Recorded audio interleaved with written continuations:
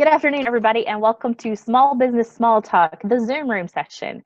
We have these once a month, every first Monday of the month, when I have guest speakers that come in and share all things small business. So anything that's valuable for your business to help grow, we are learning from each other, whether it be an expert in a specific area like marketing or digital advertising or email marketing or networking or something like that, or even like my guest speaker today, which is Michael Ashcraft with the United States Small Business Administration.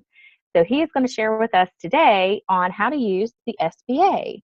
So with that, I'm going to hand it over to my co-host, Michael. Thank you so much, Christy. Appreciate the opportunity to be here today and talk about SBA and the programs that SBA offers for people, whether they are aspiring entrepreneurs or somebody in business that's looking to grow. So we'll cover in general topics, all the programs available through SBA. Keep in mind that at wherever you are across the country, that these programs are available, the services are available to you, and these are available at no charge in most cases for the what I'm going to talk about. The loan programs are available as well, and I'll get into that in depth in just a few moments.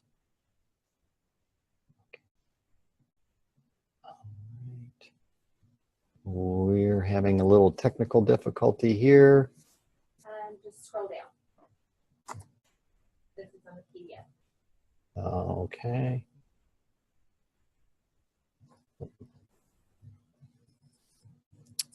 There we go.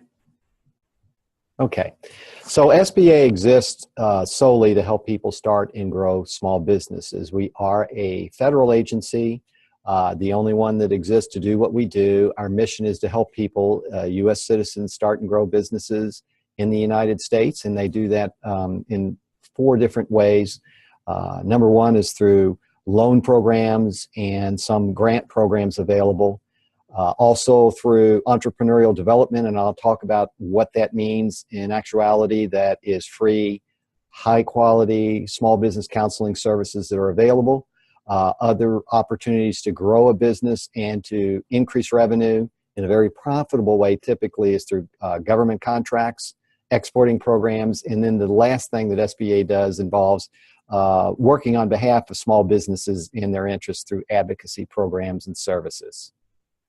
So the SBA homepage has a lot of information, and one of the things that is asked most often by people that are interested in the programs and services has to do with the question, am I classified as a small business?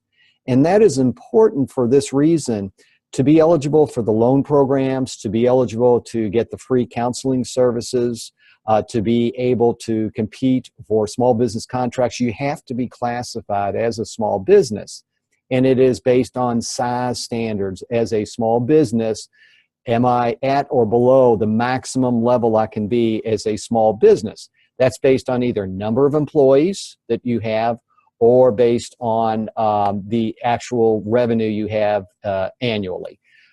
The answer to that typically is yes, you classify as a small business, because 99% of all business in the country is technically small business. And that's a number that continues to baffle a lot of people, because most of the time the headlines are about big businesses growing, but yet collectively there are over 28 million small businesses out there, and a lot of folks that don't know about the programs and services that are available.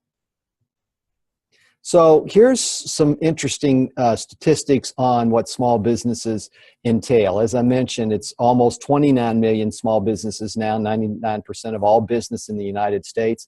And about half of the people who work in the United States in our economy today are employed by a small business. Most of the exporting is done by small companies, and most companies employ far less than 20 employees. A typical company across the United States has less than 10 employees, in fact.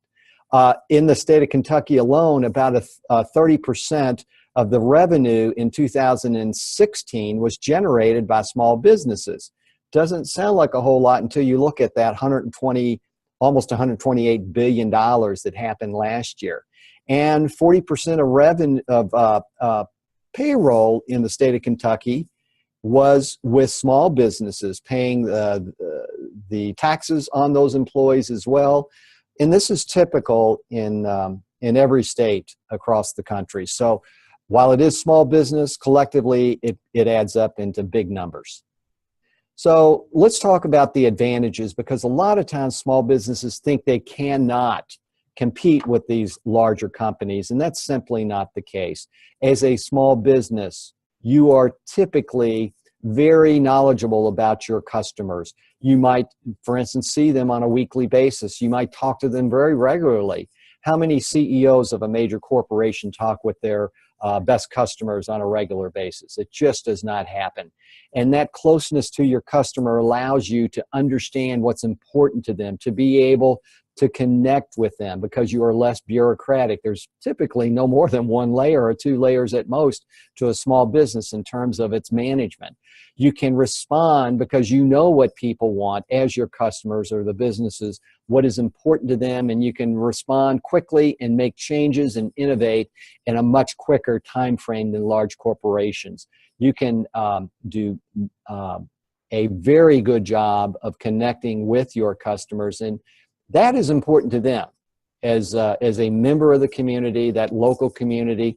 That oftentimes is the reason people buy from you, whether it's product or service, because they know you, they know your values, they know what you stand for, and they understand that when they work with you, it makes a difference to your community, it makes a difference to them. So the loan programs with SBA is what a lot of people are in contact with. They oftentimes, that's all they know is the loans that are available, because they hear somebody at a bank talk about an SBA loan, or they hear about grant dollars that are available. There are a number of loan programs, and we exist solely to help those small businesses, whether it's through a loan, whether it's through starting and growing that business and they need management assistance, or they need some guidance or some technical information, things that they typically aren't able to either access through a lot of commercial lending processes, or they don't quite understand, or they need guidance and assistance. So that's where the SBA loan programs can help, because it basically allows them a number of choices as a small business.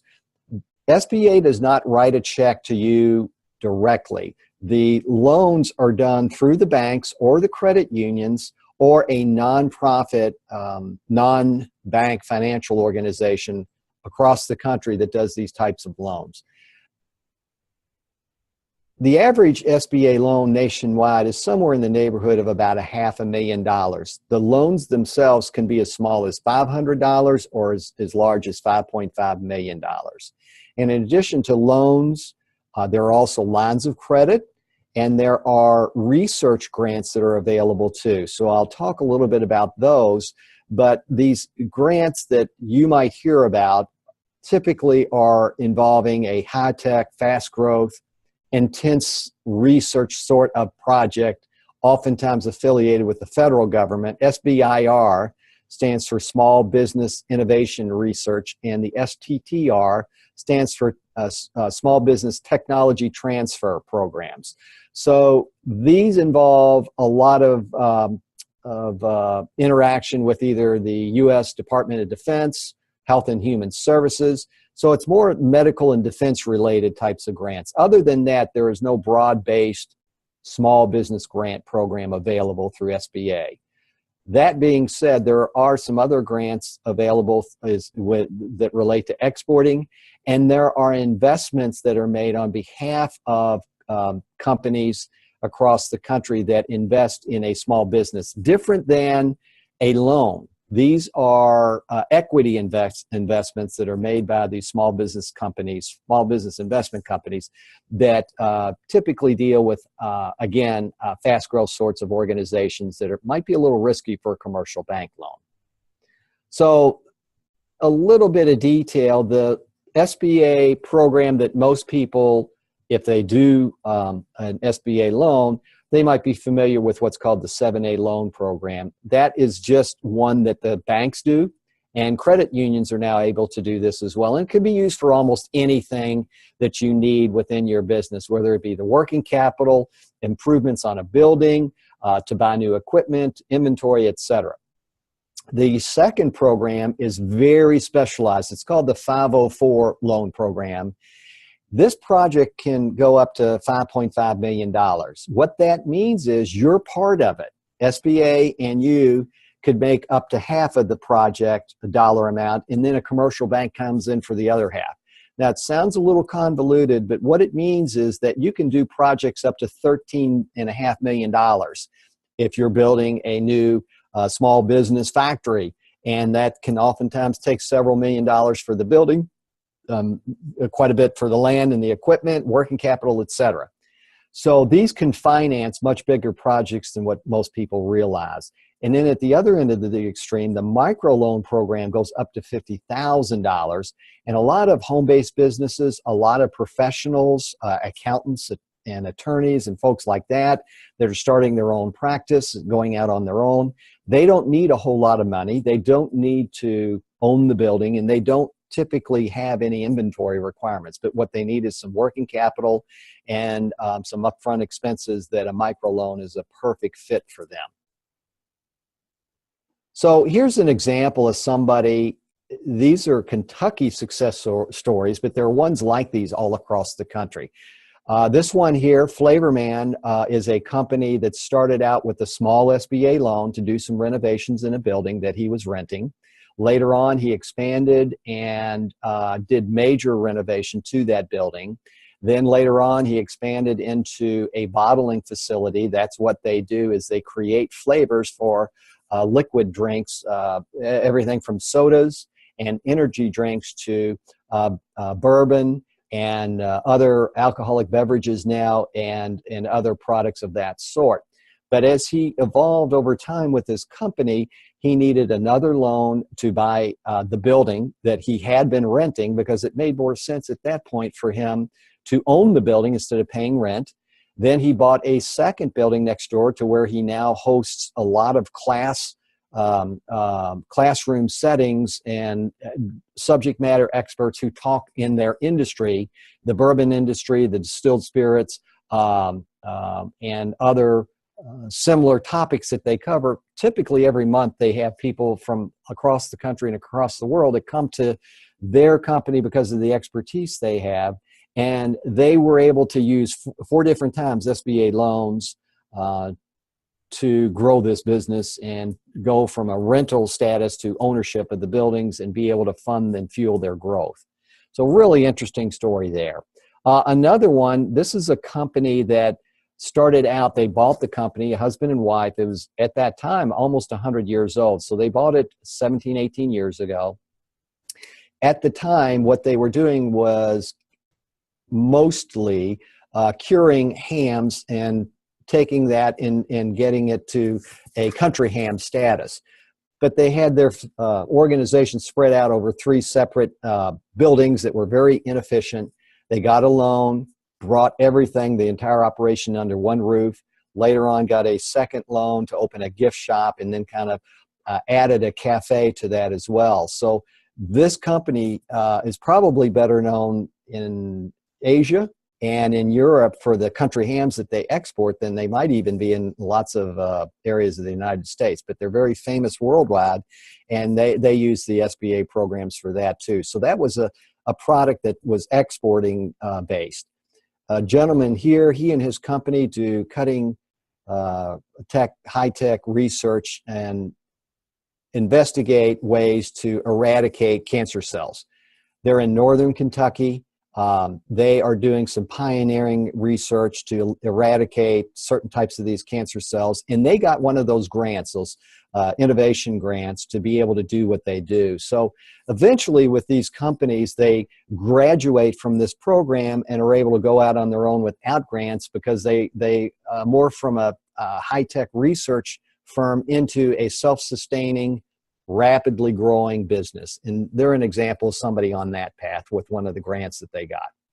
Another gentleman here came to the United States. Actually, he came from Iran to complete his PhD in the United States. And while he was here, he discovered a process while he was doing his PhD research in nanotechnology. So with this discovery, there are nanotechnology probes that are used both in medical applications and also in computer science.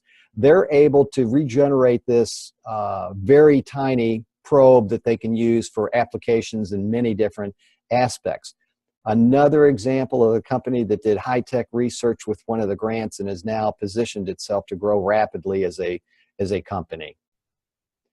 So I've been talking about commercial bank loans, research.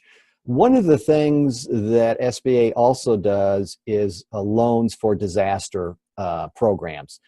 And here's an example of a widespread disaster. This particular one, I believe, was in Louisiana last year with the flooding that occurred there, impacted hundreds of thousands of people with this natural disaster. And SBA behind the scenes is the organization that does the loans to help businesses recover, to also help individuals recover with home ownership, and even with renters who need to get back on their feet after a disaster.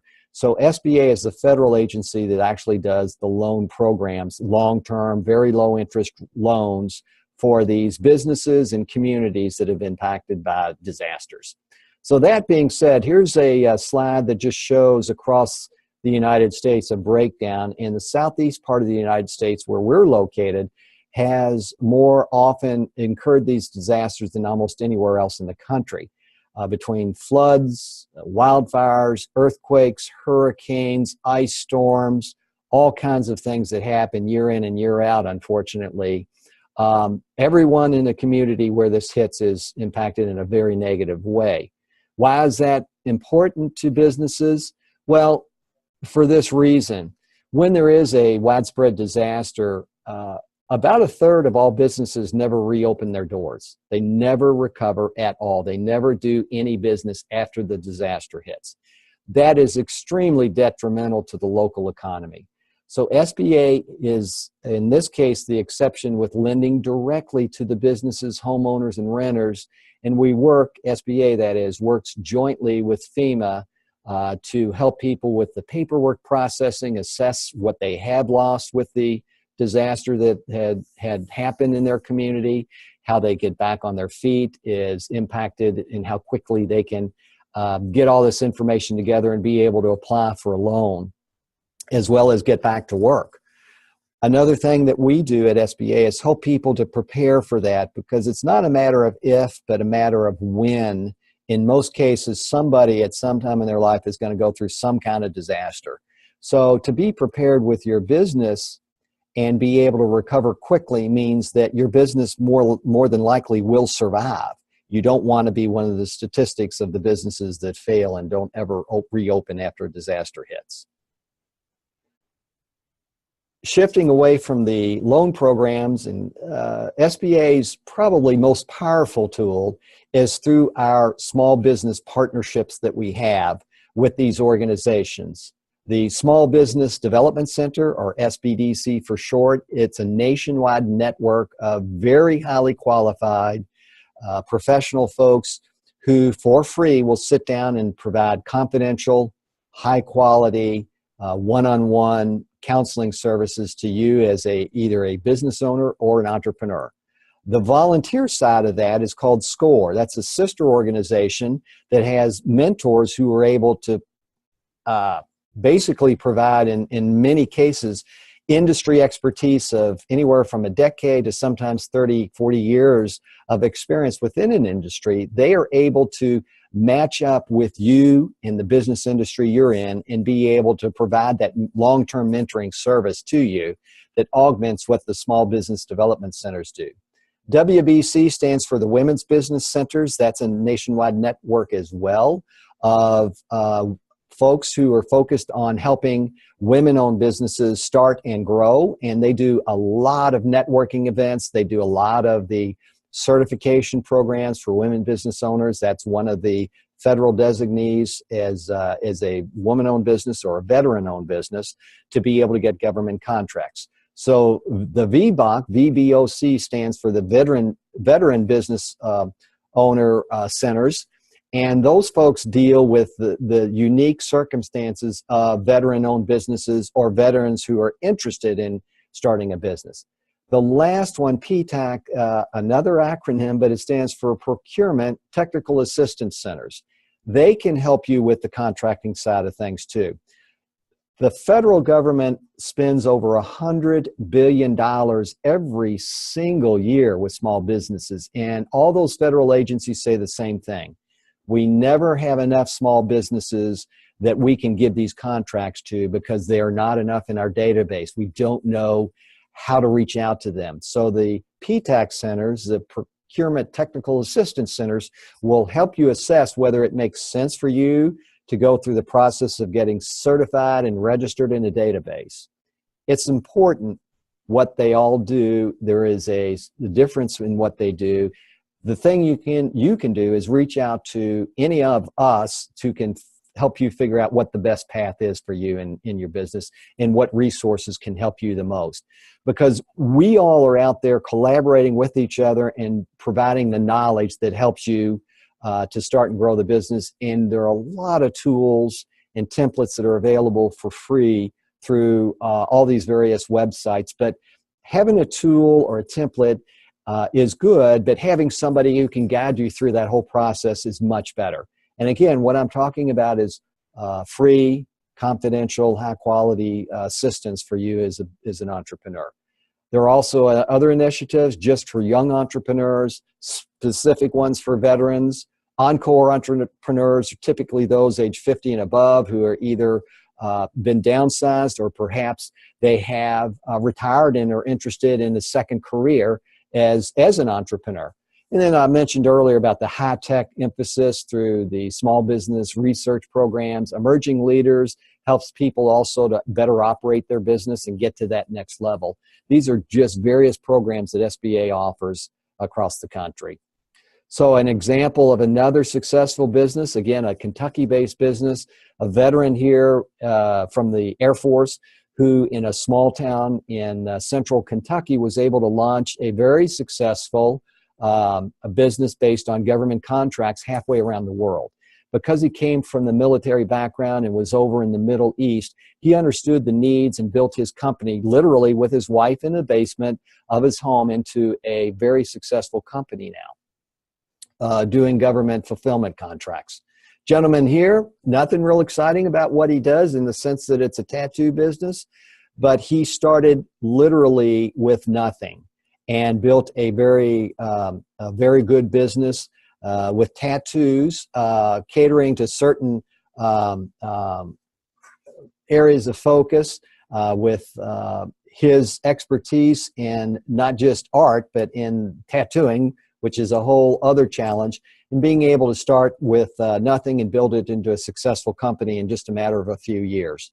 Another gentleman who does construction work, realizing that he was limited by the fact that he was just one person who did very good work, but needed assistance to grow to the next level. He worked with SCORE and was able to shift from doing the work to being somebody who coordinated the work. That is, he became a contractor and coordinated all of these remodeling projects that he was having and had other people come in to do various skilled trades like plumbing, electrical work, also roofing, etc. So he was able to rapidly grow his business with help through SCORE to figure out how to manage all of that. So it is all about collaboration. The Small Business Administration itself is a very small federal agency. Many times their statewide office has less than 10 people that cover each state. So we work through our SBDC offices, through SCORE, the Women's Business Centers, the local library network, through local government, chambers of commerce, and others. We can't do it all, but we have great partnerships with these other organizations and relationships where we all can work together and help you as a business owner start and grow the business in a profitable way. Speaking of which, a lot of times when I talk with people, they think only about starting a business on their own, ground up, building it from scratch. But there are lots of opportunities for you to buy an existing business. Many folks that are baby boomers are interested in selling a business and are in a position where it's not going to be passed down to the next generation. So they are looking for a serious buyer. So there are hundreds of thousands of businesses out there any given time that are for sale. You just don't know about it. And you typically can go through a business broker to find out the industry. If it matches up with your interest, you also can find out through banks, through the bankers of those businesses, as well as accountants and attorneys and others that deal on a day-to-day basis with their business clients. And they're not going to put a sign out that says business for sale. So you have to try and work with the folks that are in a position to know which businesses are for sale. And another option for you would be a franchise. Franchises and existing businesses have a track record. Starting a business, it's very risky because you have no track record. Also, they have momentum. They have processes in place. Very often, with an existing business, you've got key employees that stay on after the business is bought by you. You have existing customers. So there are lots of advantages. Some people think it's better to start your own business because it sometimes can be cheaper than buying an existing business or buying into a franchise. But the downside of that is a startup, because you don't have a track record, oftentimes is riskier, and many times, if you're not careful, you can lose your entire investment and the business can fail. So there are advantages to buying an existing business or investing in a franchise, and you need to look at the pros and cons of all three options that are available. That's where these counselors through SCORE, the SBDC, the Women's Business Center, and others can sit down with you and look through all of the options you have and figure out, at that point, help you figure out what is your best bet. So a lot of programs, once you're up and running, or if you're expanding your business, SBA actually every year, 2/3 of its loans are for existing businesses that are expanding. And a lot of people don't realize that SBA is not just for a startup mode for a business. Ongoing, there is a lot of momentum with those businesses, and SBA tries to provide the tools and the resources available so that you can increase the revenue, more importantly, increase your bottom line, your profit, and be able to operate more efficiently year by year. So some of the programs, and I've mentioned these before, the loan programs and the counseling services are really invaluable to your existing businesses, those that have a history. In fact, despite what a lot of people say, sometimes the most dangerous period for a business is not during the early startup phase. It's actually with rapid growth, because a business oftentimes will outgrow its ability to finance the business. Oftentimes, the skill sets required as the business grows are different than what is required to start a business. So that can sometimes be quite a bit more dangerous in terms of managing that growth in an effective way. And also for existing businesses, those government contracts that I talked about earlier, and also exporting opportunities are available to your company. So there is bonding available for contracts. Many times with government contracts, you're required to get bonding, and particularly if it's your first contract or so, you have trouble with that. So there is an SBA bonding program available, and certification training for free for government contracts. And those same agencies that provide the certification also do many times networking events and matchmaking opportunities for the business owners. Just another example in our state of a company that actually is an engineering firm, exports its service expertise to, in this case, India. They do a lot of work in India and over in China. So in that part of the world, they actually are able to go over there on contract with these large corporations and utility companies and be able to provide a cleaner burning coal for those companies. And that is an opportunity as a service-based business where you can export your expertise. So it's not just about companies that export product. There are also needs. In their case, they needed a couple of loans, one for equipment, but also a working line of credit that they got through SBA to be able to finance their trips back and forth to India in this case, and the expenses associated with that. But it paid off royally for them. An example here of a woman who started out with a certification as a minority-owned business, and she got the certification but did not get any contracts for several years afterwards. She reached out to somebody at SBA and said, hey, I need some assistance here. And within a matter of about 6 months, she was paired up with a mentor. That mentor helped her get her first contract, that other company did. And she has now grown rapidly into a company that has experienced up to $100 million in annual revenue with contracts that she has literally around the world. And she's been able to take her IT expertise and build a very large company, and actually has grown to a mid-sized business and been very successful over the last 10 years doing that. Gentleman here who was very successful with government contracts and was doing this all in a very rural area of southeastern Kentucky. So you don't have to be in a large urban environment to be successful with these types of opportunities. And the people here, another company that is service-based. They provide unique underwater engineering services for projects typically involving construction, bridges, etc. And they're able to provide these unique services and have picked up lots of government and private sector contracts over the last decade. So those are just examples of different ways with different types of businesses that grow through the various resources available. When it comes to contracting and getting certified, you really have to think strategically on this. And SBA, again, can help with free advice, sit down with you and figure out what is your best alternative for the business, what makes sense for you based on where you are in the company life cycle, how big you are. Is this a good fit to get certified as a woman-owned business, a minority-owned business, a veteran-owned business? If you are located in a certain geographic areas that are deemed as challenging areas, those are all different types of certification, and you may be eligible for several, but you probably can't do them all.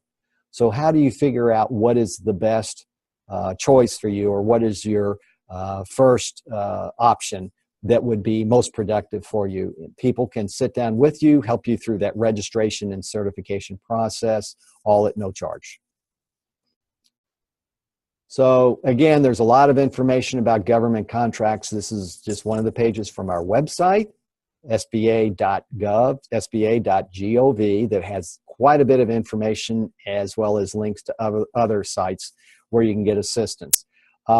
This is an example just in the state of Kentucky for exporting opportunities for lots of businesses that realize that 95% of the world's population lives outside of the United States. That's where tremendous growth is available for all kinds of small businesses, products and services, as I mentioned earlier. So there are lots of opportunities to work with your SBA district office wherever you are in the country. There are U.S. Export Assistance Centers operated by the Department of Commerce. KEI is the Kentucky version of the Export Initiative. The Kentucky Export Initiative is a state-level, member-based organization that's focused on increasing exports in our state, and there are similar organizations in almost every state, as well as the state government, World Trade Centers located across the country, etc. So again, these are just some of the many examples out there of resources available to help you grow your business by exporting. So there are tools and templates on our website, like this one on taking your business global, which is a video as well as a business planning workbook on how to assess those opportunities. I mentioned at the beginning this fourth area where SBA is involved. In this time of the year, springtime each year, across the country, SBA celebrates with Small Business Week. It's usually the first week in May. Every district office has an award winner, a Small Business Person of the Year, and then other categories of small business awards. Those folks go on and compete at the national level. And we're in the midst of that right now. And every state has wonderful success stories of those businesses in various ways that have started and grown very successful businesses. So in addition to coordinating this every year, we also are involved with all the statistics on small businesses. And there's no one place to get that information. In fact, every year, the SBA at the national level does an analysis of all of the statistics on business growth, number of businesses in every state, by industry, and a lot of other very useful, helpful information that they compile by analyzing almost 20 different websites that they have to go to compile all of this data, and then be able to distill it down into a 4-page report state by state. So that takes a lot of work, and they do that every summer so that by the end of each year, you're able to get updated statistics, which is really important to look at trends, and those trends indicate opportunities and challenges for businesses. And then also another thing we do is it's called the Office of Advocacy, which on behalf of small businesses tries to watch out for bureaucratic initiatives, changes in law, et cetera, that are detrimental to small business. And they have a group of folks who work on behalf of these small businesses to try and keep that impact to a minimum. And then the last thing that the Office of Advocacy does, it has to do with those size standards. I mentioned at the beginning that one of the biggest, most often asked questions we have is, how big can I be and still be classified as a small business to tap into all these wonderful programs? So you'd be surprised how big you can be and still be qualified as a small business for these opportunities. And again, with 99% of business across the United States classified as small business, you can get the sense that you can be pretty large and still be eligible for these programs. So there are guidelines, again, based on the industry you're in. It is either by number of employees you have or by annual revenues. So with that, there typically are questions that involve some of the topics I've talked about. How do I go about finding a bank that does an SBA loan? Who can help me with getting my plan put together, my business plan? Who can help with cash flow challenges that I have? How do I assess whether it makes sense for me to compete for government contracts? Where do I begin with all of that? Rest assured that there are people across the country, like myself, who either can work with you directly or plug you into the best resource available so that you can get those questions answered, see the opportunities that you have, and then be able to grow a very successful, healthy business. Well, fantastic. Michael, thank you very much for your time today. For those that are curious, we don't have other people in the room because this is actually a redo. The first time that we tried this, we had user technical issues. So Michael is so very kind to kind of redo the presentation so that we could have that for your benefit out there as you watch the replay for Small Business Small Talk. And with that, I want to say thank you for watching the replay. If you have any questions for Michael or myself, join us once a month. Feel free to email Michael directly. If you are in the Kentucky area and you want to reach out to Michael and have him bring this presentation to your group, by all means do that and ask that question. We can hook you up to where you need to get to be able to grow your business. So with that, I am signing off and thank you for joining Small Business Small Talk.